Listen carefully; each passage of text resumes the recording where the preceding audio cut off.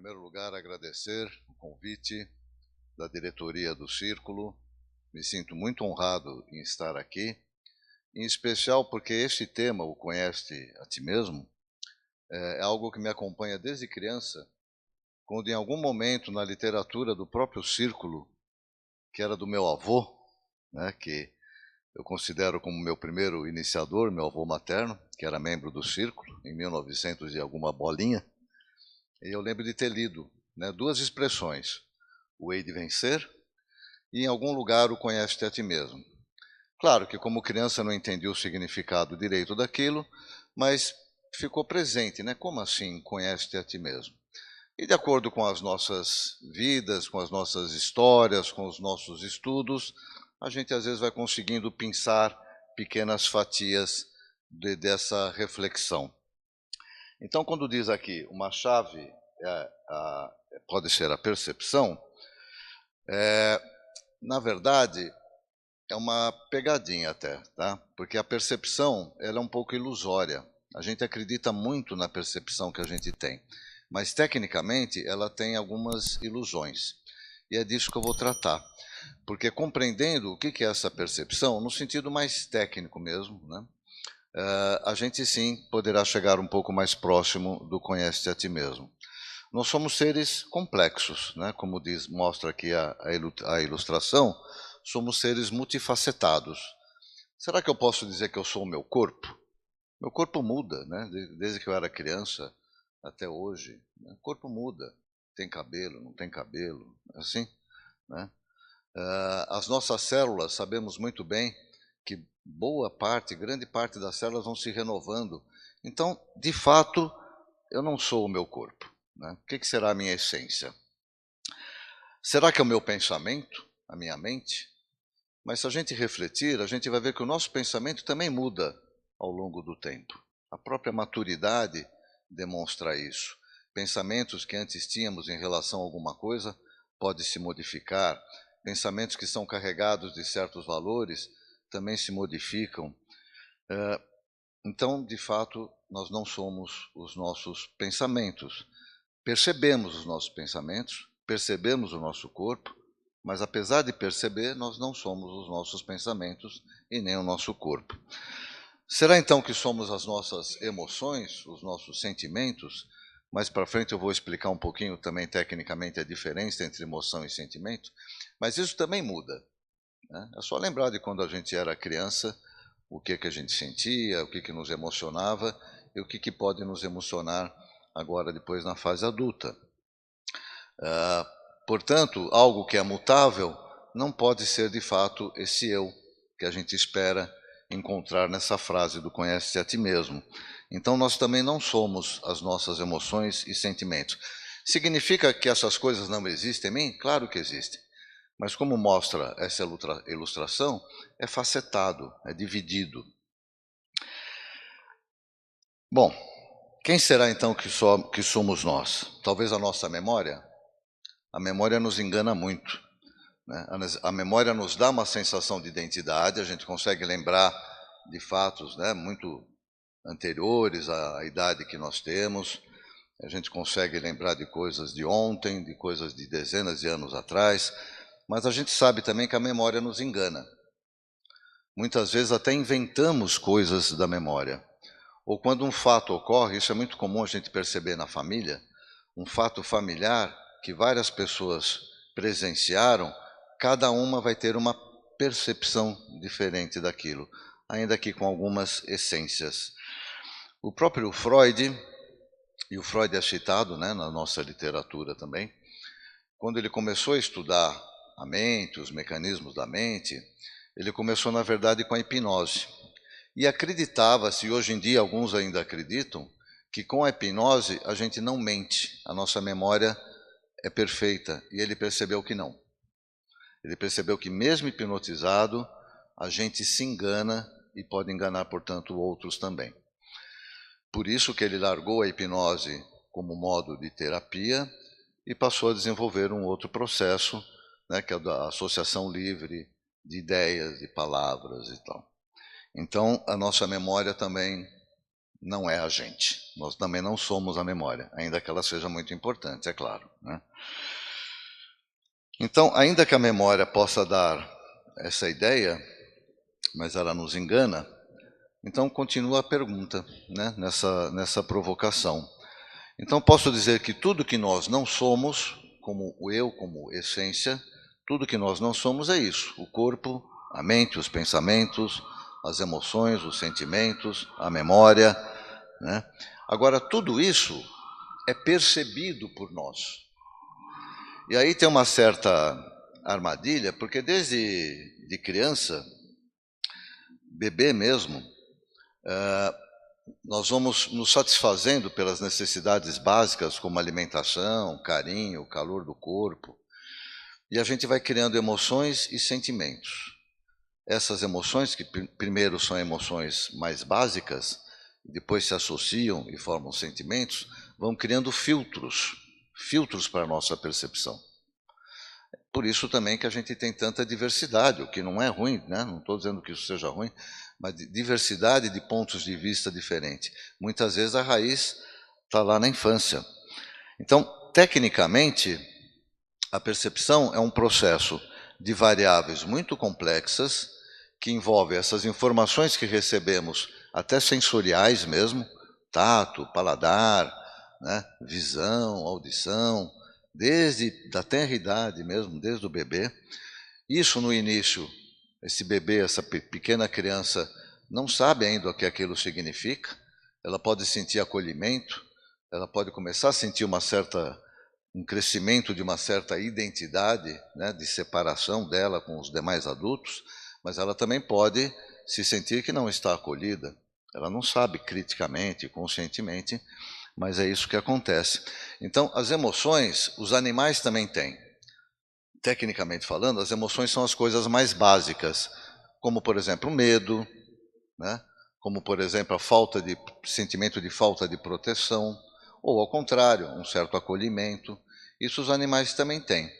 O homem, como um animal superior, digamos assim, ele já vai associando essas emoções a outras experiências de vida. E isso vai criando o que a gente conhece como sentimento. Antes de eu continuar, eu quero fazer uma provocação aqui. Porque como nós somos multifacetados, a gente não suporta, psiquicamente falando, ser tão dividido. Essa divisão, tem uma palavra que pode definir essa divisão, que é uma palavra forte, e por isso que eu chamei de provocação, porque ela muitas vezes é associada com um ser de chifrinho, vermelho, rabudo de ponta, né, que segura um tridente, porque é a palavra diabólico. O diabólico, no sentido da palavra, é apenas aquilo que dispersa, que divide, como diáspora, por exemplo, que é dispersão, ou como diálogo, que são várias facetas tentando uma lógica, né? Então, diabólico, no sentido original da palavra, é apenas aquilo que divide, que dispersa. E fazendo já uma antecipação, depois eu comento melhor, o oposto do diabólico é o simbólico. O simbólico é aquilo que tenta unir, né? É aquilo que tenta amalgamar diversas informações, dando um sentido único e muito pontual num determinado símbolo. Esse símbolo pode ser uma palavra, pode ser um desenho, alguma coisa assim.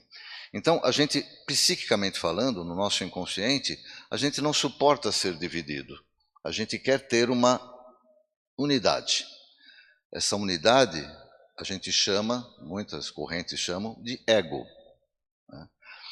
Então, como provocação, né, a gente pode dizer que a gente vive constantemente nesse mundo diabólico reforçando aqui nesse sentido de divisão, de dispersão, de multifacetado, onde a gente busca de maneira, às vezes consciente, às vezes não, fazer uma síntese de nós mesmos, que seria o simbólico.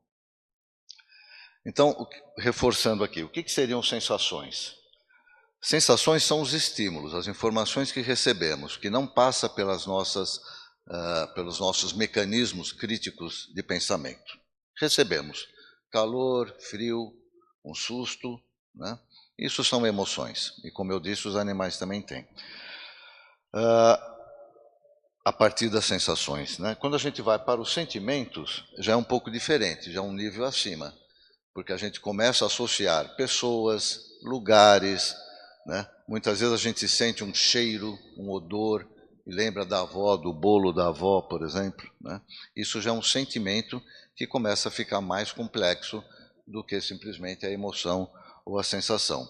E a percepção vai ser as emoções, os sentimentos e como eu internamente, consciente ou não, trabalho essas informações. E por isso elas se tornam um filtro. Então, um fato que eu vejo, seja ele qual for, na minha vida, na vida da sociedade, um fato que eu vejo, eu posso perceber de um jeito e uma outra pessoa pode perceber de outro jeito.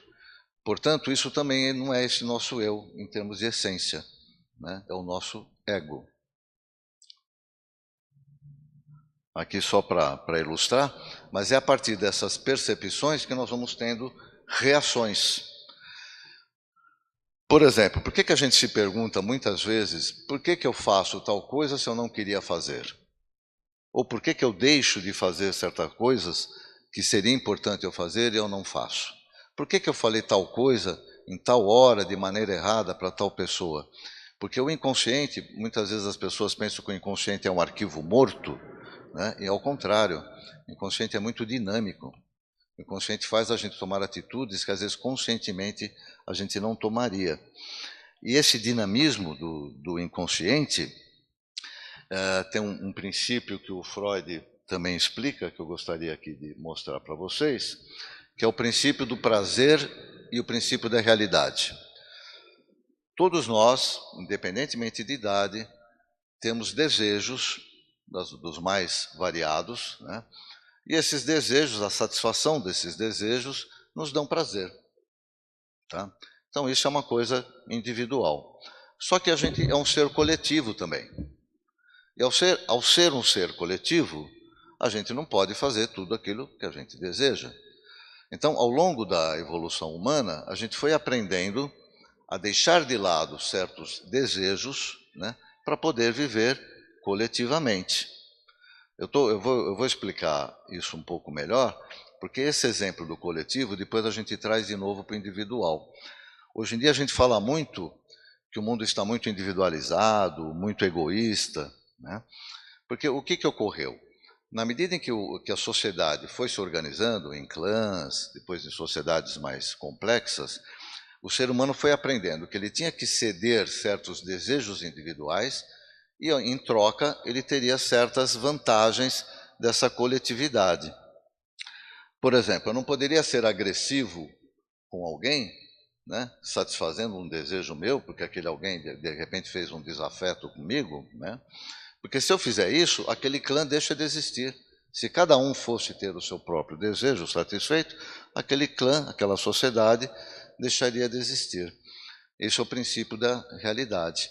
Então eu cedo, eu não sou mais agressivo, né? Em compensação eu tenho que confiar nas instituições, né, hoje em dia, para que as instituições tenham, por exemplo, uma força policial para me proteger. Eu não preciso necessariamente plantar tudo, criar tudo para satisfazer a minha fome, né? Deixo de fazer certas coisas porque eu confio que outras instâncias da sociedade também vai prover. O que aconteceu principalmente no século XX, e principalmente por causa das duas grandes guerras, é que as pessoas foram desacreditando, isso a gente encontra nos jornais, encontra na mídia, né? No mundo ocidental. As pessoas foram desacreditando que as instituições seriam capazes de satisfazer esses desejos, né? As instituições hoje em dia estão muito desacreditadas. Nós vivemos uma crise institucional. Envolve as questões políticas, envolve as questões de corrupção, envolve uma série de coisas, como as guerras que eu mencionei, que vai fazendo com que a gente desacredite das instituições, principalmente os mais jovens. E aí o que acontece? Bom, se eu não posso confiar que o coletivo, esse princípio de realidade, vai me proteger, por que eu tenho que continuar a ceder os meus desejos individuais? E aí eu passo a questionar essas instituições e passo a ser um pouco mais individualista. ainda que protegido, hoje em dia se chama de bolhas, né? Certas bolhas que têm desejos similares, mas é esse excesso de individualismo por desacreditar nesse princípio da realidade que, de alguma maneira, nos faz seres coletivos apropriados. Então, a gente vai criando esses mecanismos de modo a criar proteções para o meu próprio individualismo. E essas proteções, que a gente chama hoje em dia de bolha, né, vai tornando o ego, que é um falso eu, cada vez mais presente, cada vez mais individualizado, cada vez mais egoísta. Claro que com isso a gente não pode deixar de aceitar e de entender avanços que a sociedade teve, né, de vários aspectos, né, mesmo depois das duas grandes guerras, como certos direitos, certas proteções e certas pautas sociais importantes que temos hoje que foram conquistadas, mas também ao exagero de desenvolver esse ego, né, esse individualismo. Porque nós somos seres facetados, então a gente quer continuar que seja assim, né? Então, de certo modo, essa exaltação do ego nesse cenário coletivo é o que a gente vive também pessoalmente. Esse ego que é multifacetado não somos nós, apesar de nós percebermos ou acharmos que somos nós. Não é esse nosso eu profundo. Então, o eu profundo busca a síntese, busca o simbólico, como eu mencionei. O Jung, um outro psicanalista, né, na verdade da psicologia analítica, ele também falava algo parecido, ele trabalhou com Freud durante algum tempo, mas ele dizia que lá no fundo nós temos o nosso self, esse seria o eu profundo, mas ele está no nosso inconsciente.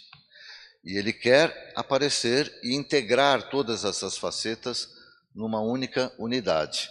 No caso do Freud, voltando aqui, né, essas coisas também estão no inconsciente, mas no inconsciente também estão, assim como Jung também fala, coisas que a gente não gostaria de ser. Como, por exemplo, eu falei, agressivo, né? Quer dizer, a gente não gostaria de ser. E a gente recalca, a gente reprime. Então a gente tem que enfrentar essas coisas para poder entender, né? E enfrentar e ter essa percepção que nós não somos tão bonzinhos, às vezes, como a gente acha que é, né? Para poder fazer realmente essa reintegração. E aí vem dois pontos importantes, que é justamente quando tem aquela frase, né, que às vezes a gente aprende muito mais pela dor, porque é justamente pelo conflito, né, das projeções que a gente tem, do nosso orgulho, da nossa vontade de que o mundo seja como eu quero que ele seja, isso vai gerar conflitos em mim. Então, justamente desses conflitos, não quer dizer que eu vá mudar por causa deles, mas é a oportunidade que eu tenho de mudar. Quando está tudo bem, tudo harmônico, todo mundo aceitando o que eu faço, o que eu falo, está tudo bem, eu não mexo, eu não saio dessa zona de conforto. É na hora que surge o conflito que acontece. É na hora que surgem problemas, até mesmo no mundo, que faz eu pensar, né, nessa situação conflituosa e pensar que mundo é esse que nós vivemos. Por que acontece isso? Então, é justamente esses conflitos, esses dessabores, que às vezes acabam sendo mais importantes para a nossa evolução do que quando a gente está em harmonia plena, porque de fato é muito difícil estar em harmonia plena. A gente busca isso, todo mundo que está aqui está buscando isso, né? Porém, é quase que uma zona de conforto. Então, um primeiro aspecto para buscar esse simbólico, né, essa unidade, o Jung chama de individuação, é justamente conhecer os nossos lados que a gente não gosta muito. O Jung chama de sombra, né, para ter uma ideia. Um outro aspecto, uma outra lição importante, aqui é só uma comparação do Jung com Freud, uma outra lição importante que a gente pode aprender é meditar nos símbolos. Mas quais símbolos? Os símbolos que a gente sabe que tem uma tradição esotérica e, portanto, uma busca desse eu interior, né, meditando sobre esses símbolos, estudando primeiro, né, refletindo, meditando sobre os símbolos, a gente pode também atuar em nosso inconsciente, porque o sistema de linguagem do nosso inconsciente é simbólico. Todo mundo aqui sonha, e a gente sabe perfeitamente que os nossos sonhos não são lógicos, não são racionais. Ele é estruturado simbolicamente. Esse simbólico do nosso inconsciente pode ser ativado numa direção positiva. O círculo do pensamento fala muito disso, né, dos pensamentos positivos. Ele pode ser direcionado através de uma meditação. Às vezes o ocidental tem uma falsa ideia do que é meditação, influenciado por um equívoco de interpretação das meditações orientais, que acha que é esvaziar a mente. A gente não consegue esvaziar a mente, né? Nós temos que fazer que nem as boias no mar, que passa a onda e a boia fica ali. Essa boia é um pensamento que a gente coloca para meditar, é um símbolo que a gente coloca para meditar, e o próprio nome símbolo, né, tem esse oposto do que eu estava falando do multifacetado. Então, por um lado, ter a coragem de enfrentar o nosso lado negativo, ter a coragem de enfrentar os conflitos, né, e tentar interpretá-los, e meditar, refletir, estudar sobre o lado simbólico. Isso vai alterar a nossa percepção, e aí sim ela passa a ser uma chave do conhece-te a ti mesmo.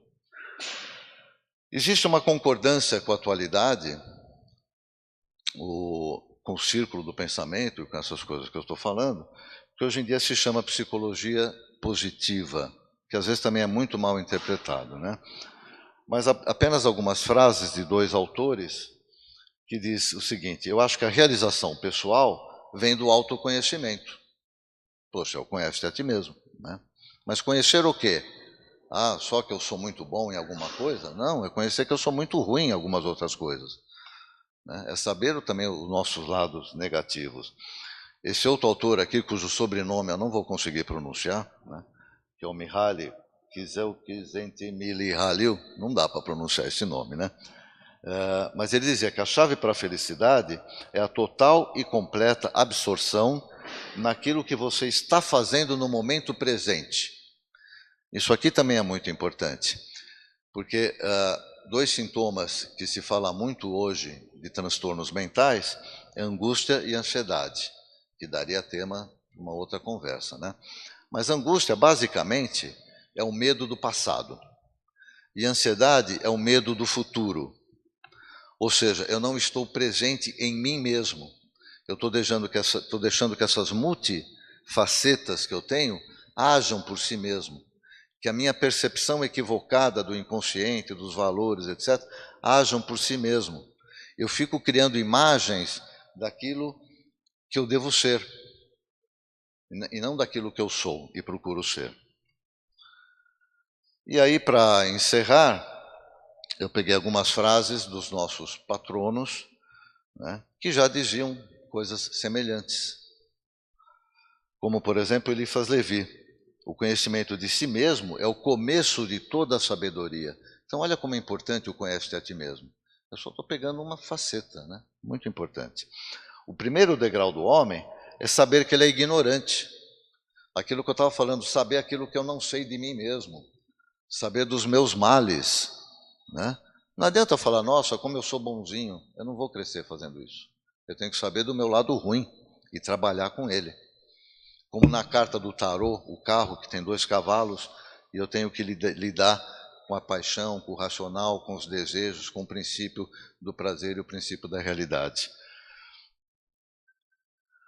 Do Vivekananda, nós somos o que pensamos. Típico aqui da nossa sociedade, né, do círculo do pensamento. Nós somos o que pensamos. Com nossos pensamentos, fazemos o mundo. Olha que força que tem essa frase. Porque enquanto nós não mudarmos o modo de percepção que a gente tem do mundo, a gente não muda o mundo. Todo conhecimento e toda percepção de que somos capazes vem através da nossa própria natureza e não de fora. De novo, eu conheço a ti mesmo. E do Mumford, o maior conhecimento que podemos adquirir é o conhecimento de nós mesmos. A frase toda do conhece-te a ti mesmo é conhece-te a ti mesmo e conhecerá o mundo e os deuses. Olha que forte que é isso, né? Uma em cima é embaixo. A chave para a compreensão do universo reside em sua própria consciência. Então eu tenho que trazer para a minha consciência essa percepção inconsciente que eu tenho. E por fim, inspirado no fundador do Círculo, o caminho para o verdadeiro conhecimento da natureza, para o conhecimento espiritual, passa através do interior da natureza humana. Espero ter podido contribuir um pouquinho com algumas provocações para essas reflexões, né? Porque é uma chave importante. Sabermos que nós somos multifacetados, e por isso que eu usei a palavra diabólico como uma tentativa de marcar na memória, né? E que devamos buscar essa integração através desse autoconhecimento. Muito obrigado, é isso mesmo.